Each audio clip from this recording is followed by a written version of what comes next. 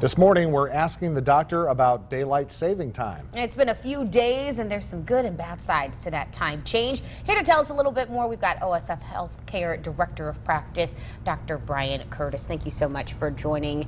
Mark and I kind of are on different ends of the spectrum when it comes to daylight saving time. And you say there's actually some science behind how people process this change. Tell us about it. Yeah, and so usually, you fall back, you spring ahead, and so we're actually in standard time right now, and so daylight saving time occurs in March when we leap ahead. And so usually people that already have kind of a set schedule, they get the 7 or 8 hours of sleep a night. Usually when you enter that daylight saving time, either going back or going forward, they tend to do better because they're not sleep deprived. The people that are getting the 5 to 6 hours a night, they actually get more sleep deprived from that, and so it takes them longer to recover. And the other piece is the fall back. People don't keep their routine. They're like, well, heck, I got an extra hour, so let's go. Yeah, and so then they actually do more than they usually would, and so actually they're not recovering from that. You know, we hear stories about when this time change occurs, there's more accidents in the following days. I've heard statistics about more heart attacks. So it would seem that has a pretty big impact on your whole body. Yeah, and so there is studies. It tends to be the fall back isn't as big of a deal as the spring forward. And so when we get the spring forward, there's definitely more car accidents on the Monday following, more heart attacks, and some of it is the sleep deprivation that they have. They didn't get into the routine. They weren't ready for it, and so actually they're operating as sleep deprived. There tends to be more heart attacks in the morning. So when you see heart attacks, they tend to occur between like 4 and 6 a.m. as you're starting to arouse.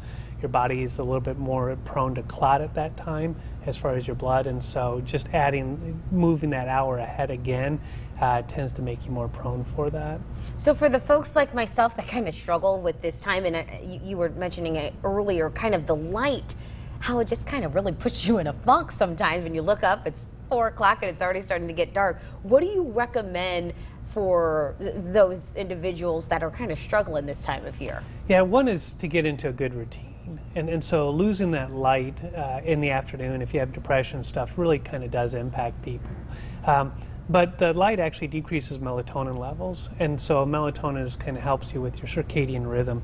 And so really what I tell people is really get into a rhythm and into a pattern.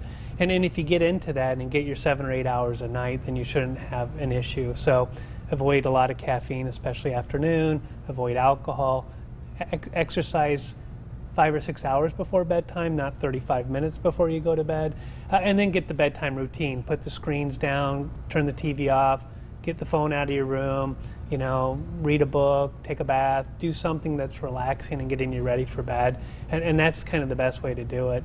What about taking a melatonin supplement? Yeah, that actually does help, and I do use those a lot in people that are having struggle with sleep. It's pretty clean. Medicine doesn't tend to give a lot of people a hangover effect, and so it does work well.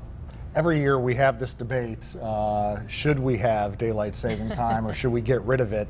Do doctors groups have a stance on that? Yeah, I don't know if they really have a stance. The reason they did daylight savings time was to extend the hours around World War I, World War II to allow more time and decrease energy usage, but it really hasn't shown to be that. My opinion is I'm not a big fan of it. I grew up in Arizona. Arizona doesn't do daylight saving time. They stay in standard time. And so that it's that circadian rhythm with the seasons, and it's not that abrupt jolt. And but there's a lot of push out there to do away with it. So something to keep in mind as we move forward. Doctor, as always, we appreciate your insight. And of course, we'll be sharing this information over on our website, ciproud.com. Just go to the news tab and then click on Good Day Central Illinois.